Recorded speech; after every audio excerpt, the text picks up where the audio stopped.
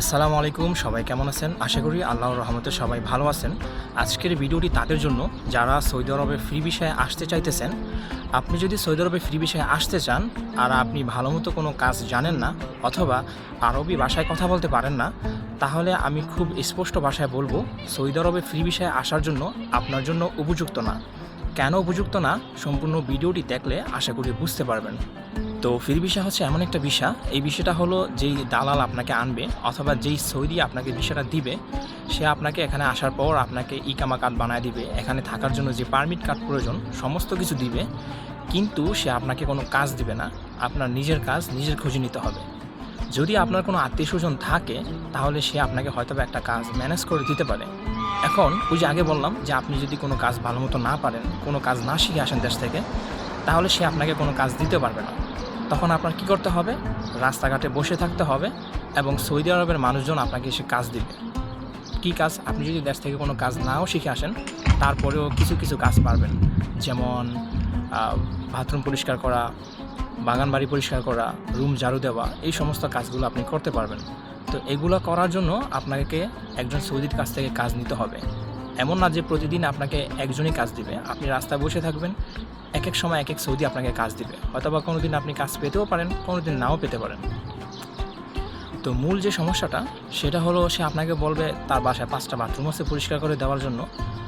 আপনি মনে করবেন যে আপনাকে ভাত খাইতে বলতেছে, কারণ হলো আপনি আরবি ভাষা বুঝেন না। তো আমার যেই সর্বশেষ একটা কথা, সেটা হলো যদি আপনি সৌদি আরবে ফ্রি ভিসায় আসতেই চান, তাহলে অন্তত 2-1টা কাজ শিখে আসুন, আর না হয় 2-3 মাস আরবি ভাষাটা প্র্যাকটিস করে আসুন। তো আরবি ভাষা কোথায় প্র্যাকটিস করবেন? প্লে স্টোরে অনেক অ্যাপ আছে, আপনি সেখান থেকে কিছু কিছু আরবি ভাষা শিখতে পারবেন। অথবা আপনি চাইলে আমাকে ইনবক্স করতে পারেন, আমি একটা পিডিএফ ফাইল দিব 520 পৃষ্ঠার, সম্পূর্ণ ফ্রিতে। আপনি সেখান থেকেও দেখে দেখে কিছু কিছু আরবি ভাষা শিখতে পারবেন। তো যাই হোক, এই 2025 সালে এসে সৌদি আরবে ফ্রি ভিসা আসাটা আমি মনে করি না যে উপযুক্ত হবে। কারণ ফ্রি ভিসা এসে ফ্রি বলতে কিছুই নেই। আমি ফ্রি ভিসা আসি, এই যে এখন দেখেন আমি কোথায় বসে আছি, একটা পার্কের মধ্যে, আমার দোকান থেকে একটু দূরে। কারণ এখন মক্কা শরীফে প্রচুর পরিমাণে চেক চলতেছে, দোকানের চেক চলতেছে। গতকালকে আমি এই জায়গায় আসছিলাম ভিডিও বানানোর জন্য। তো এই জায়গাতে আমাকে পুলিশ ধরছে এবং বলছে যে কার্ড দেখাও, একামা দেখাও। আমি দেখাইছি, আমাকে ছাড়া দিয়েছে। আরবি ভাষা মোটামুটি পারি, তো বলছি যে আমার কফিলের দোকান পাশে আছে, ছাড়া দিয়েছে। আমি কিন্তু অন্যজনের দোকানে কাজ করি। তো ফ্রি ভিসায় যদি আপনি অন্যজনের দোকানে কাজ করেন, আপনার কফিল ব্যতীত অন্য আরেকটা জায়গায় কাজ করেন, তখন আপনাকে দোকানে পাইলে আপনাকে সে জেলেও নিয়ে যেতে পারে, অথবা আপনার নামে একটা মামলা দিতে পারে।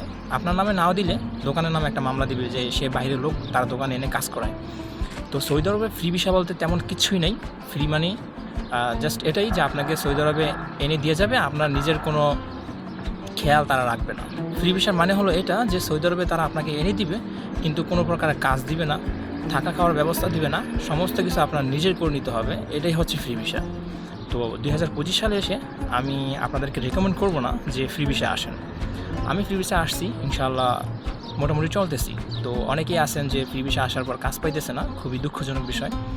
আর একটা কথা হচ্ছে, সৌদি আরবে এখন মক্কা শরীফে প্রচুর পরিমাণে ধরাধরি চলতেছে, মানুষের রুমের ভিতর গিয়া পর্যন্ত পুলিশ ধরতেছে। তো সবাই একটু সেফটি থাকবেন এবং আমার জন্য দোয়া করবেন। আল্লাহ হাফেজ। ও হ্যাঁ, আরেকটা কথা বলতে তো একদমই ভুলে গেছি, সেটা হলো আপনি সৌদি আরবের রাস্তায় যাদেরকে কাজ করতে দেখবেন, তারা অধিকাংশ মানুষ হচ্ছে ইয়েমেনি, সুদানি এবং মিশরীয় লোক, এবং বাংলাদেশি, পাকিস্তানি, এই 2টা দেশের লোকও আছে। তবে আপনি হয়তো এটা জানেন না যে ইয়েমেন, মিশর এবং সুদান, এই 3টা দেশের মাতৃভাষা হচ্ছে আরবি এবং রাষ্ট্রীয় ভাষা আরবি, এবং তারা কিন্তু আরব লীগের অন্তর্ভুক্ত। তাদের ভাষা এবং সৌদি আরবের ভাষা একদম সেম টু সেম, যদিও কিছুটা পার্থক্য থাকতে পারে। তো এই বাজারে এসে আপনি কিন্তু টিকতে পারবেন না। তো আপনার কাছে আমার একটাই পরামর্শ, সৌদি আরবে আসার আগে কাজ শিখে আসুন, নয়তোবা আরবি ভাষা শেখার চেষ্টা করুন। এই ভিডিওটি একটাই উদ্দেশ্য, আপনাদেরকে ভালো একটা পরামর্শ দেওয়া এবং সঠিক তথ্য দিয়ে আপনাদেরকে সাহায্য করা। তো ভিডিওটি যদি ভালো লেগে থাকে তাহলে লাইক, কমেন্ট এবং শেয়ার করবেন।